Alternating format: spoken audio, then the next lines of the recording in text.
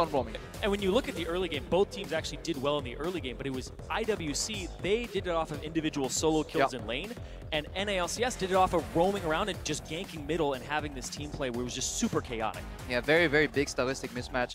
What I really liked about the Fire lineup yesterday was the combination of Bard and Zac, because it opens up so many gank opportunities and gank pathing that you can't usually get to. Wards usually spot you roaming, but they went over walls with the lead from the Zac. They used the portal too to get to creative gank situations, and ICE just wasn't ready for that. Well, let's take a look what the last ban will be from the North American LCS. Vayne, Quinn, Rise. IWC have taken off the table. Both Lex and Doublelift are very heavy Vayne players. And with Lulu away from Kira, that's something that the IWC squad has actually defaulted to many times, including IWCA from Melbourne. Yeah. Gangplank has received some changes over time, but with the new Essence Reaver, I wonder if that's going to be picked up. Could be a really good build, because back in the day, it was almost efficient to stack 2 eye edges on a Gangplank, so Essence Reaver eye edge might actually be a good build. Spawn had such a big rant about that at IWCA because the GPs did not build it. Yep. They did not go for that Reaver into Triforce or Reaver into eye edge for the CDR build, and I want to see whether or not Kira or Smith have learned. Yeah, because with Trinity Force with the 10% CDR on it now, you actually hit 40% CDR on Gangplank without having to use any runes or masteries to do so. So that's an extraordinarily good build for him here. I am interested, though, to see what he starts with, because we have seen some Gangplanks go for Cull because they're going for that later game, just trying to get to those item spikes. It leaves you very weak in the laning phase, though. I want to see if Smurf goes for that. And of course, for the North American LCS yesterday, they had some fun with that Syndra, with that Singed.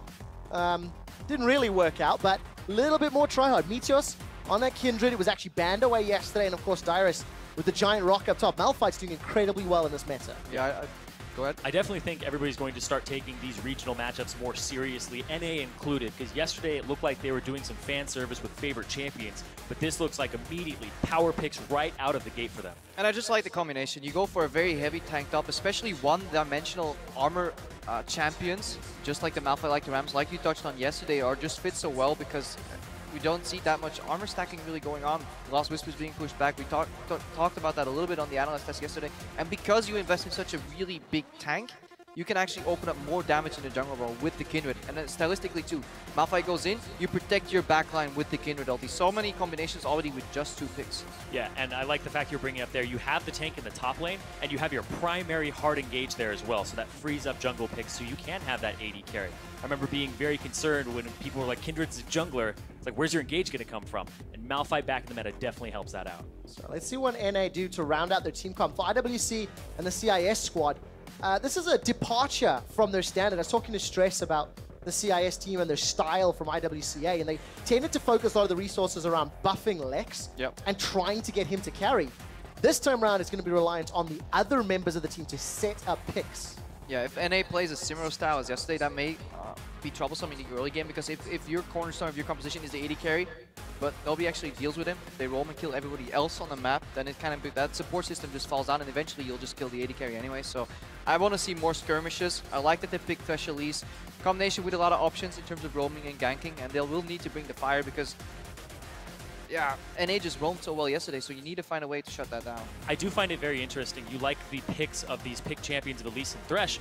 I actually think a Gragas here as a counter pick to the Kindred would be absolutely incredible. But they end up going for, we're going to play our style, we're going to focus on picks. They're trying to dictate the pace of the game here on IWC's side as opposed to counter picking. It looks like they're just going to try to play their own game. Interesting lane though. Gentlemen, I smell a rat. We've not seen Nami in a very, very long time. So the reason we haven't seen Nami in absolute ages is because she's absolutely garbage at roaming. I mean, you can walk into a lane, heal your somebody. Like the bubble is probably one of the most slowly paced skill shots in the world. So she's just not very efficient when roaming. And in lane, she kind of got all in. So if you gank Nami, she's guaranteed dead almost. So it'll be interesting to see how Doublelift and Afromu are going to play around with this. Yeah, Frost Queen's claim does help you land those bubbles, though. Oh, definitely. And that's a big reason that we're seeing her a little bit more. We're seeing more Sona. We're seeing brand support. These mage supports are just so strong because that item is so strong. Yeah. Really hard to play Nami into Kalista, though. But if you predict the hop and you land the bubble, yeah, you can get her in really awkward positions. I do like the small pivot for that Kalista on AD carry. At least there is some form of engage. A little stronger than a single skill shot. Kira is going to be playing the Anivia.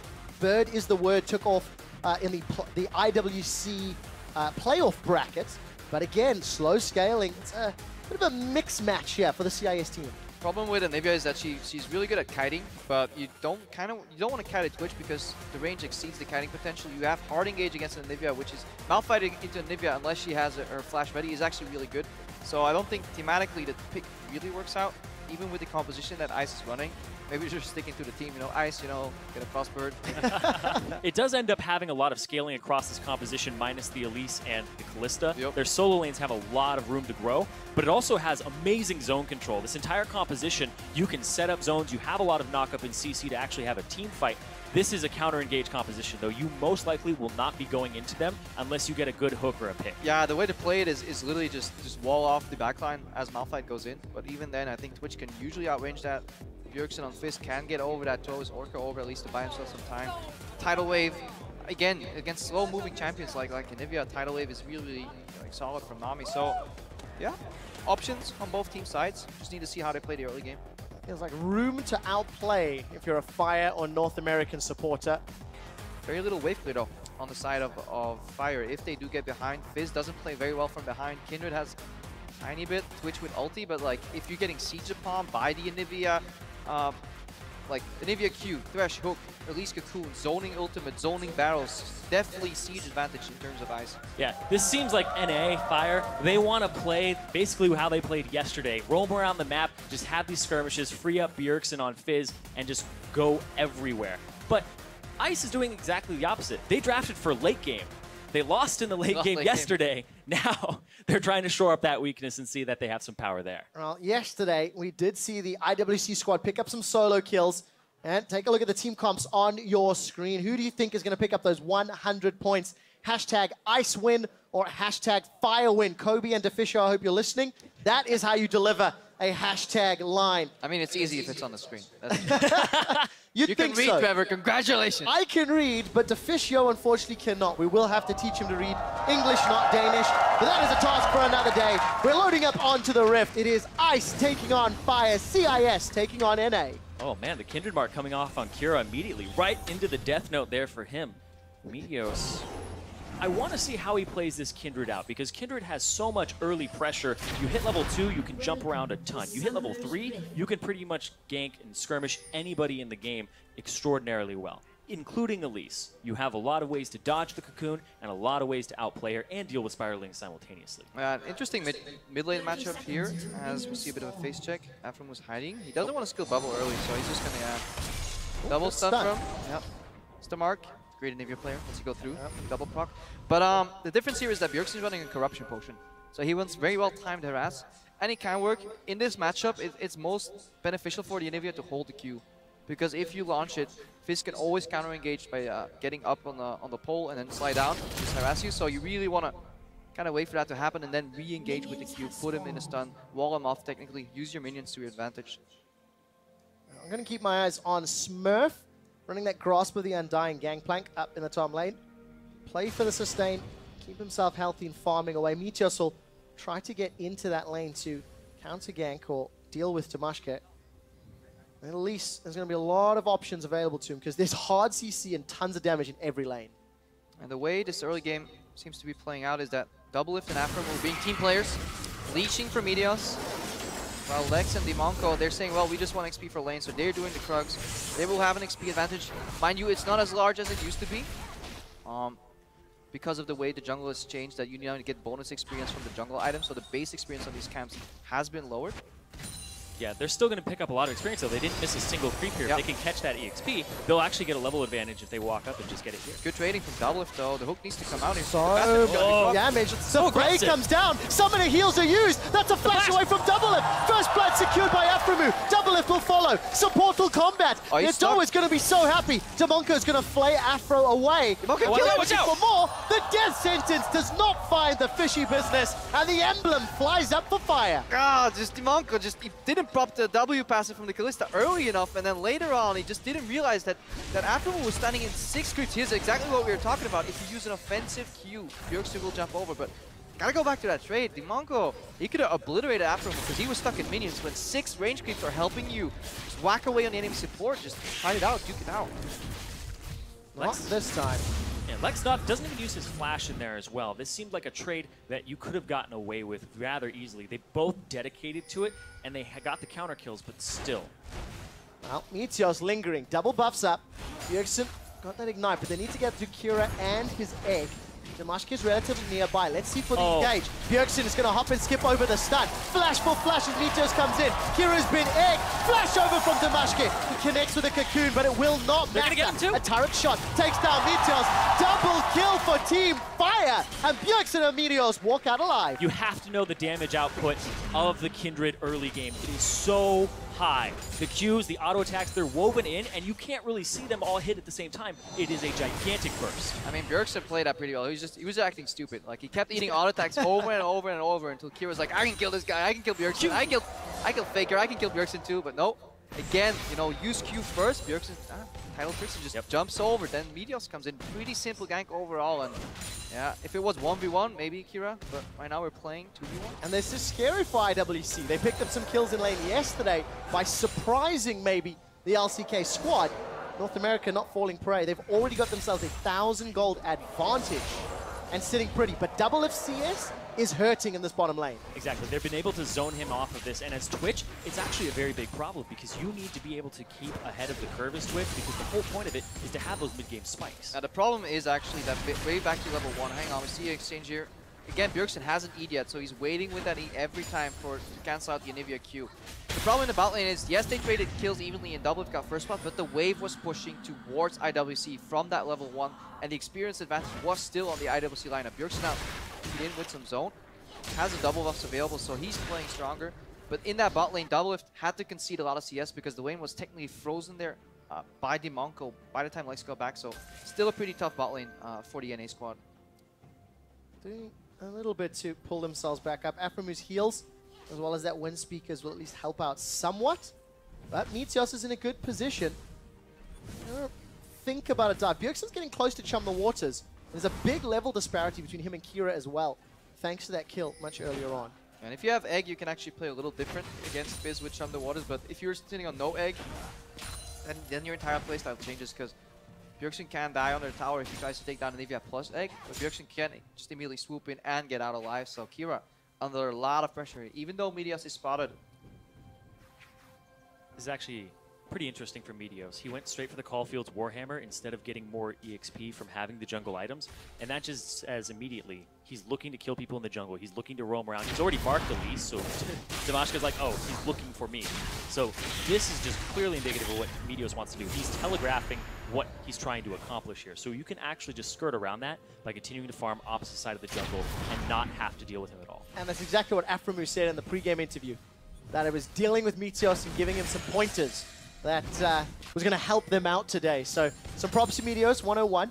We've not really talked too much about those top laners. Dyrus in a bit of a farm matchup against this Gangplank. Got himself a small CS lead and teleport advantage as well. We'll see if Dyrus opts to use that or run back to lane, because that's going to be a win of opportunity with that Unstoppable Force. You want to hold that so you have the Unstoppable Force TP combo. Yep, he's playing against a guy that solo killed Marin, but the thing is, Dyrus actually, now that he has retired, is leveling new accounts, so he has dealt with a lot of Smurfs overall. This one is no different. Oh my god. Get out. This is Boo, yes. Feed me that Boo. Oh my god. You've been around freak too. Oh, bottom. There's the TP. There's the teleport. Chum the Waters finds Demonko. Dyrus throws the Unstoppable Force down, and Demonko follows shortly. Now Lex is caught between a Krug, a Meteos, and Lamb. Lamb's respite is not available yet for Meteos. Cocoon finds Doublelift. And the rest of the North American squad will happily take the tower. And look at all that CS to be denied as well. Yeah, but look at the opportunity cost. So this is a 5-man bot lane party. This is Forgiven's worst nightmare overall. But they only get one kill. Lex did a beautiful flash there and forced little damage on Meteos. Meanwhile, in the top lane, Smurf playing a champion that is incredibly weak in the early game gets some leeway right here. If this tower doesn't really go down very quickly, the opportunity cost of this play may be too high.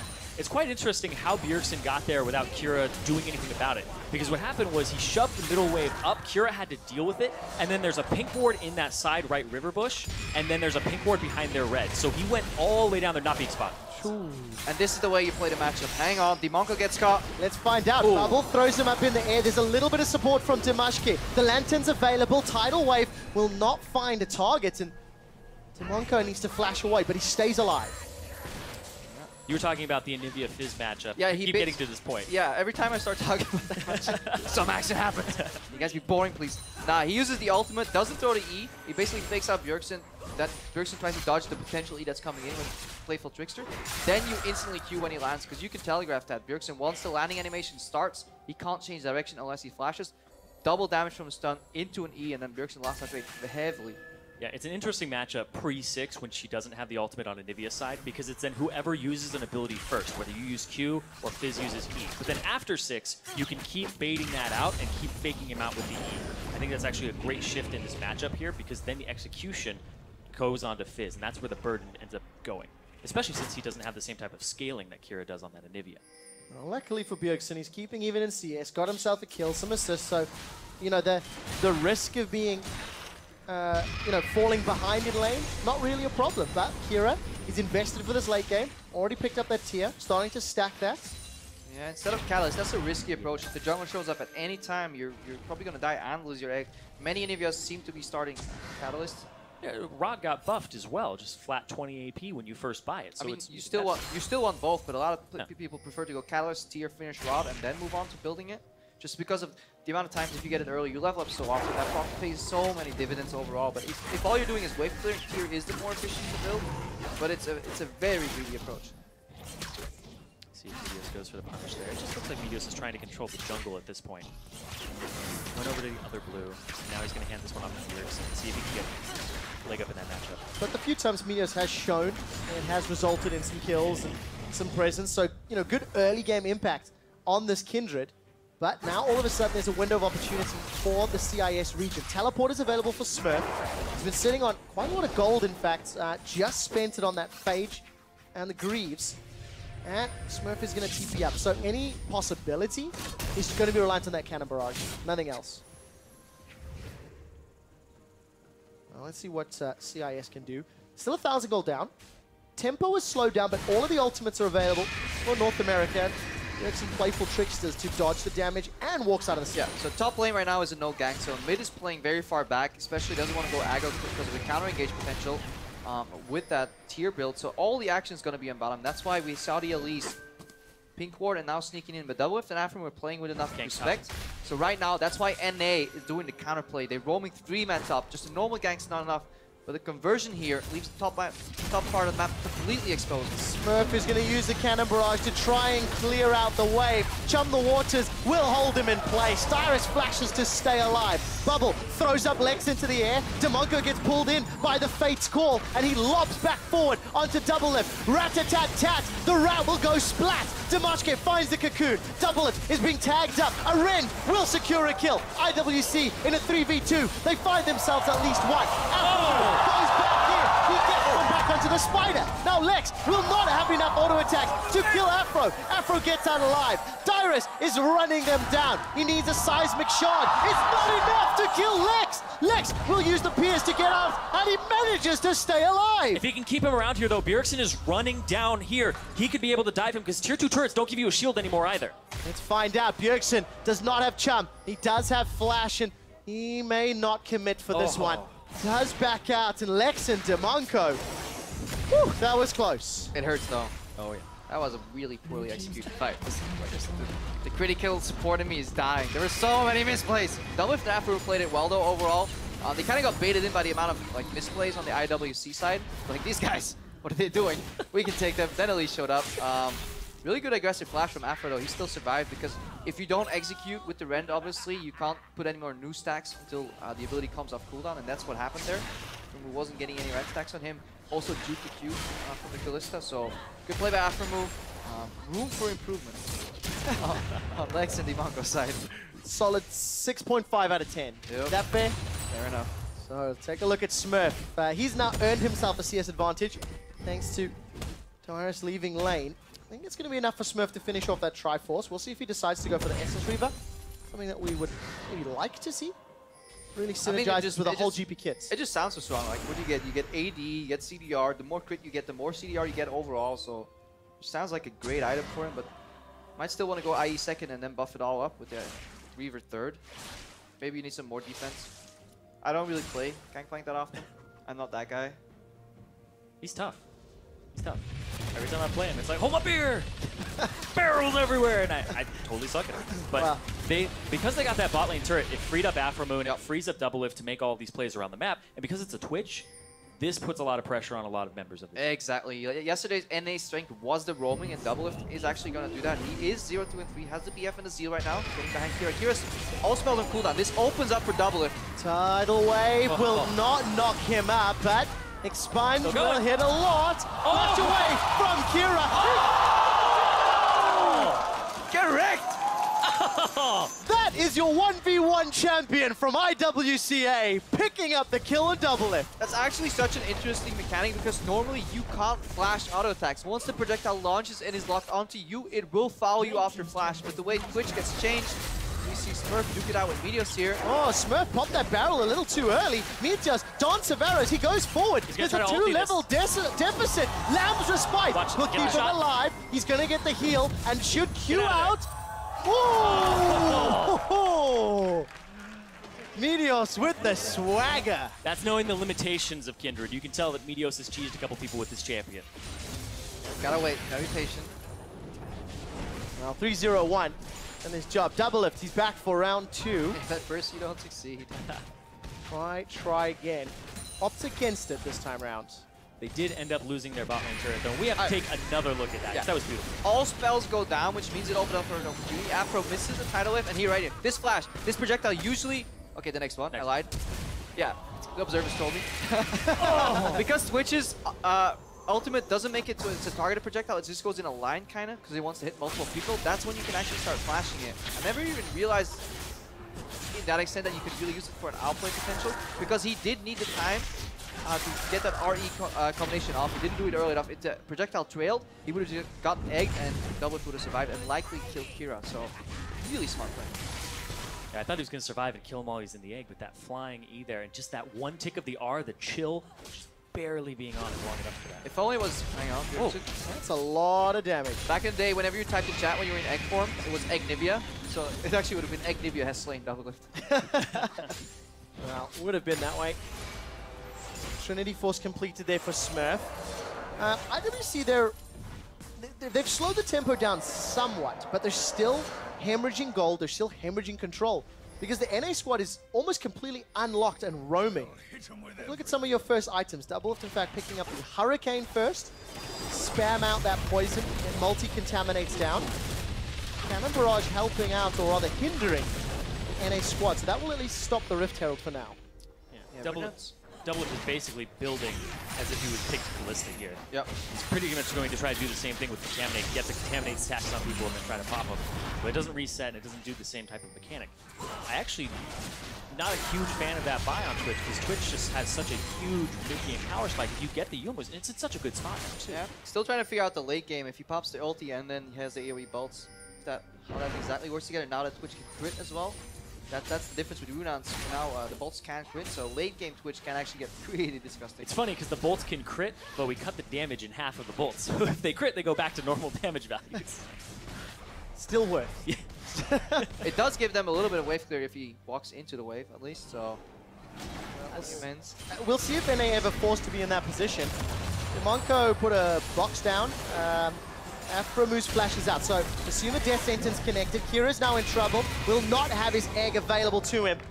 Meteos and Bjergsen find a very easy kill, and this will lead to a lot of damage on that tower. Really good side lane pressure, forcing people to put too much defense on the side lanes, leaving Kira completely exposed in the mid lane. Dyrus had 3 lane on the bottom, even forced Smurf to teleport, so IWC needs to be a little more proactive. They can't commit to 3 members in the top side of the map if they don't get any value out of it. There's no way to defend this tower with either Smurf or Kira not in place. And Smurf teleported down to defend the bottom in a turret. So Dyrus is now going to have teleport advantage, a large gold advantage, map control. It's just a matter of where North America decides to push because they got all the tools to take any objective. Yeah, more importantly, if Dyrus connects with Kira, that is like the only magic damage on the side of IWC. Yes, at least does a little bit, but it's not enough to take a tanky Malphite down. That means Malphite can just soak up the double 80 damage from the Gangplank and from Lexus Kalista there in the backline. So it is really paramount that Kira manages to flash that ulti. Might even be worth getting Distortion Boots, but the way Anivia builds right now is there's actually not an early Boots upgrade. Very easy Malphite ultis, if not for Flash. Well, Dyrus with Flash available is going to make that even easier. And, you know, I got to call him out because he was looking for suggestions on Twitter on which champion to play. I submitted Kha'Zix. He disregarded that. Rightfully so. And went, you know, to you anyways. North America trying to help out Team Fire, looking to pick up another 100 points. They trail 150 to Team Ice. So, right along the line here. That tweet you're actually talking about, he didn't say what champion. He said, what should I play today? My favorite response was League of Legends. Oh, pedantic. So pedantic. But technically correct is the best kind of correct after all. Double Lift going to be clearing out these waves. And as you mentioned, NA on a strong lead, had pretty good vision yesterday. It's just a matter of picking a target and going for it. NA is playing the macro game better though. This continues pushing on the side lanes, really uncontested. IWC is only challenging once in their jungle, but that puts you so far behind in map control and tempo. They have the one saving grace, which is the Scuttle Crab. See Rift Talon, there's no Baron.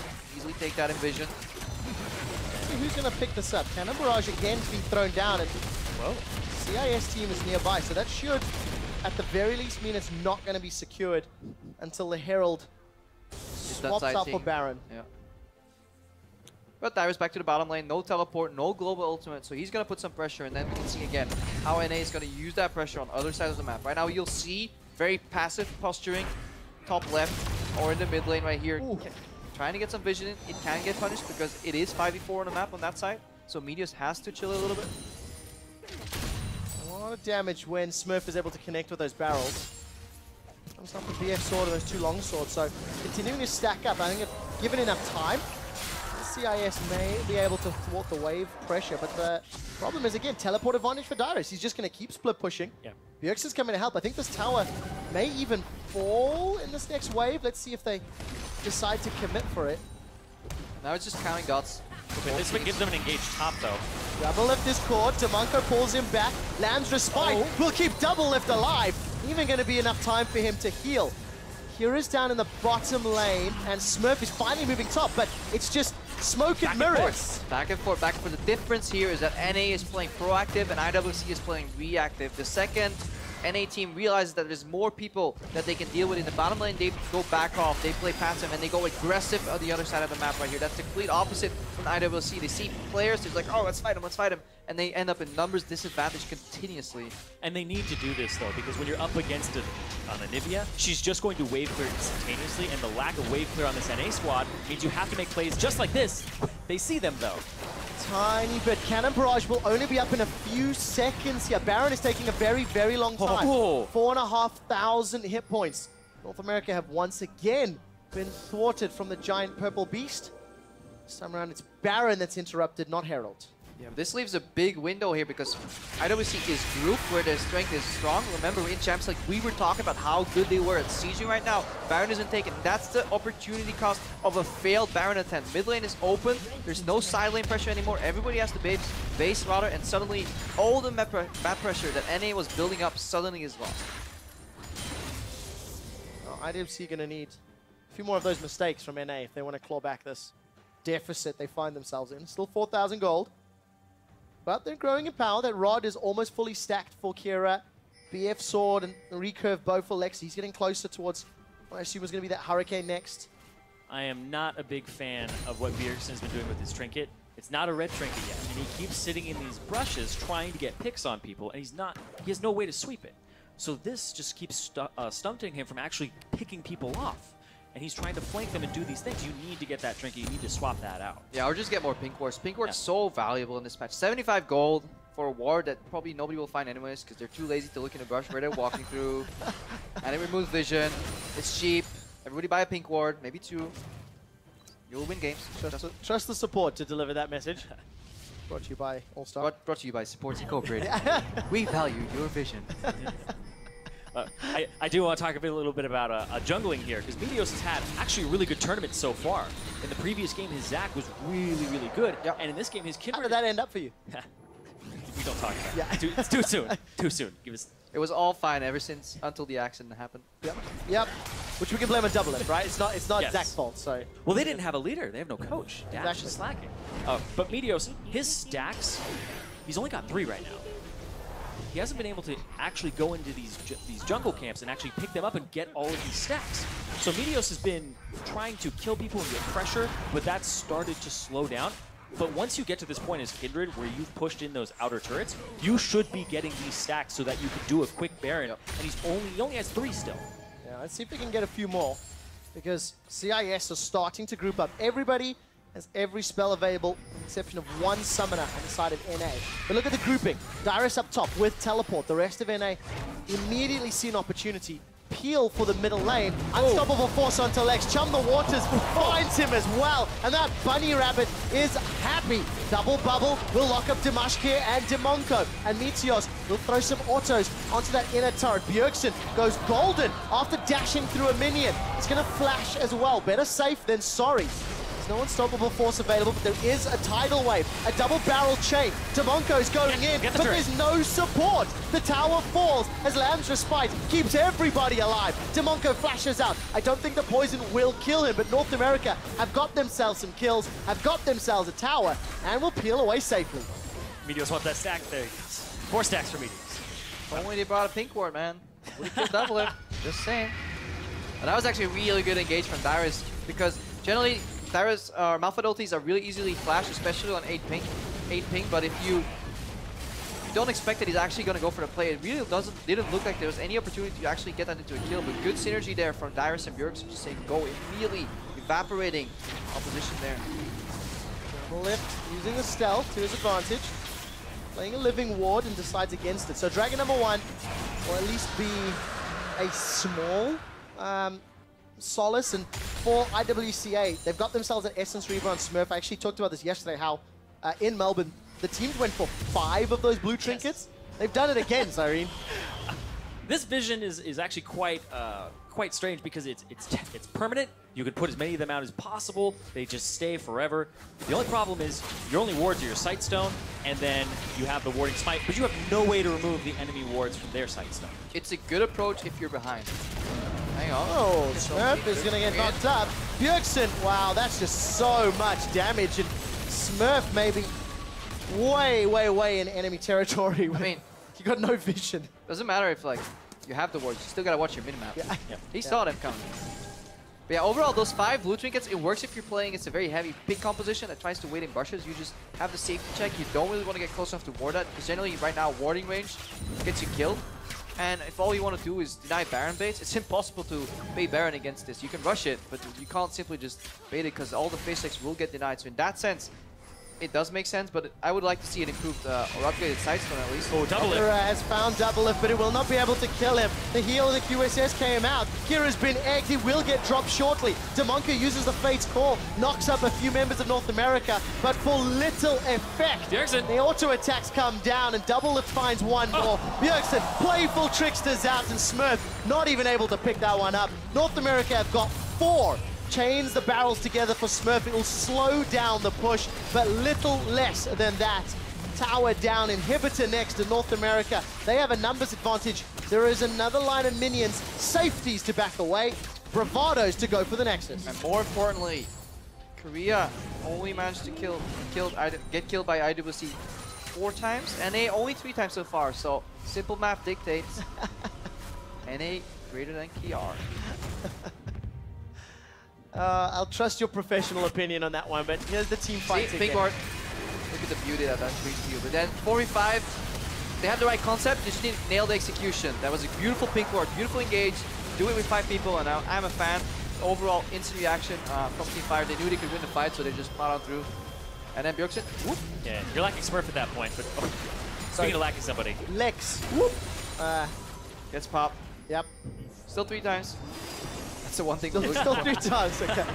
That's what we're playing for. Oh, looking. The chilly, spooky ghost, they're going to slow Dimashkir. Double It sidesteps the cocoon. He's going to get all those autos down. The barrels, chunk him with 400. after it. He gets the heal from Afromu, and he's dunked by Smurf. Red buff ticking away. Smurf is looking for a serving of sushi. There is no flash available, but the red buff is slowing Afro. Barrel comes up, it's sidestep. Smurf is looking for more. Looking another! 5 deaths! And the order is restored. Right, teleport can't. Oh! Hashtag Allstar big plays. Fire Dyrus. What I love about that is seeing everybody laughing, including the North American players. Double lift and Afromu. Bjergsen has like the biggest grin in his face right now. And I can see the other regional casters as well going, oh, Dyrus. So, Well, both of them went for it. Bjergsen launched in too. It's not only Dyrus. That was really good timing, but teleport got cancelled. It's that trust fall. You're going for it. Oh, I'm committing. I mean, we're a team.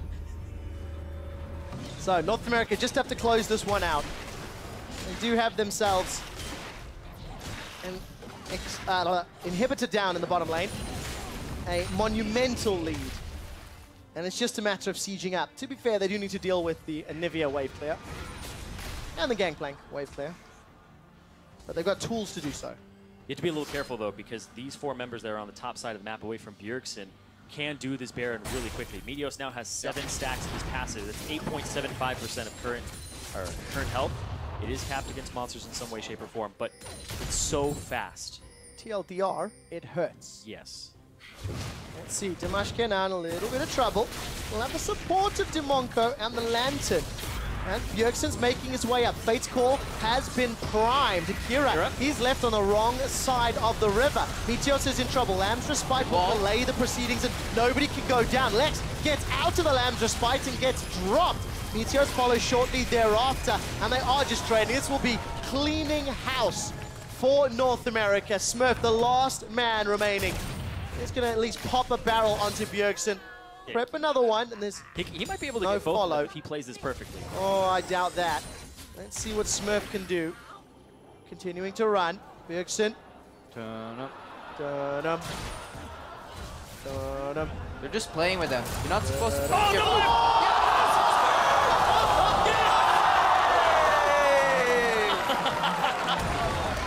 Oh, Dyrus is ending again.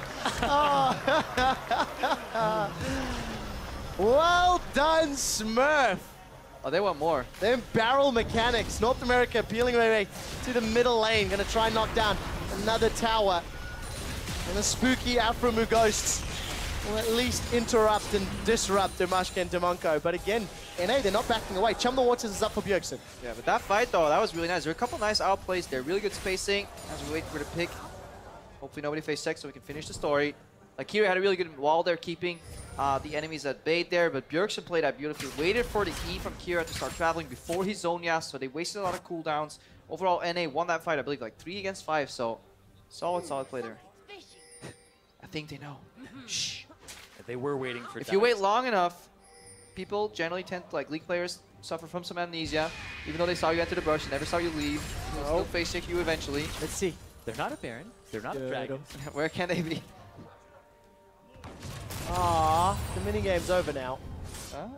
Bottom inhibitor's going to respawn shortly. The rest of IWC on the middle lane, and Double Lift is making his way down. So, I mean, Afro's still chilling in that bush with Cyrus. Get some s'mores, guys. Build a tent. Chill out. Well, I think when the minions hit the tower, Meteos is in trouble. Am's Spy will buy some time. Tidal Wave comes in as well. Bjergsen's looking for one. So it's a kill advantage to IWC. Bjergsen got stunned, got cocooned, but there's nothing more to follow. 3-man unstoppable force with Double Lift down. This could be trouble. They've killed Dimonko, North America. Bjergsen is going to hop away and kill the ward. Overall, IWC win the fight, 1 for 2. The IWC, they had vision on Baron. They knew that the only pick could be made in the bottom right of their screen, so they just engaged somewhere in the middle where they have safety in numbers. Probably open, we didn't see it, but Lexus Fate's call is on cooldown, so it's probably what they used. So starting to see some clear weaknesses in this North American All-Star squad. Mid to late game, no clear shot caller. It's so strange, too, because the bot lane has just this open inhibitor now. It was respawning during this time, and they weren't even pushing the opposite side. Meteos gets walled in. He also gets pulled out of his Ramsers fight here and gets killed before it's even over. Really well played there. But then, as soon as Dyrus goes in, Doublelift is already off of the map. Boom. Wow, that's so much damage from And Smurf. now they don't have damage here. Yeah, really good battle control there from Smurf, and the Fate Skull used to finish off Doublelift overall, so he just got insta-gipped. Gotta watch that range, especially when you're playing Twitch. Gotta make use of that ultimate. We're starting to see some, you know, again, the IWC players, individually and mechanically, they're making some great plays. We're late enough in the game that our Smurf has got an Infinity Edge completed. Archangel's completed for Kira. He's got a needlessly large rod, but probably working towards, you know, oh, let's get touching that in a second. Oh, too bad. Dyrus has found his target. Demonko's going to get pulled back by the Fate's Call, and the Bunny Rabbit is repelled. Dyrus gets caught by the Flay, but Demonko doesn't hold that. Shutdown from Lex onto Bjergsen. That's a gigantic bounty spread across the CIS region. But the barrels and the damage from the poison means Doublelift has killed Lex. Kira gets egged and comes back to life. It's a 1-for-1. But it's not over yet. Barrels onto Afro. Oh! Short. Afro was able to flash away. North America, though, they may have got some time. They've got a gigantic banner of command minion onto the turret, and now Kira, he's in trouble. He's got the auto attacks. Doublelift sidesteps the stun and buys himself a pigeon for dinner. You're seeing the compositional weaknesses here from North America's side show, but they're going to keep going right now. Not sure if they're going to get too much. Tomoko maybe anticipating the QSS. He's now in trouble. Meteos is going to get the kill credit. Inhibitor will drop. It's 35 seconds before Kira is up, and Doublelift will get himself a kill onto Damashke. No, I take it back. Flash forward from Meteos, he gets himself another. Now Lex is in trouble. Lamb's Respite will keep Meteos alive. The Nexus will be dropping in North America. They toyed with our hearts, but they will be closing this game out. The banner of command empowered minion will help them. An ace against the CIS, and North America get 100 points for Team Fire. And now only 50 points between Team Fire and Team Ice right now. Getting closer, that's one fun game mode away. If they can take the AD carry mode, they'll even up the score of this entire tournament.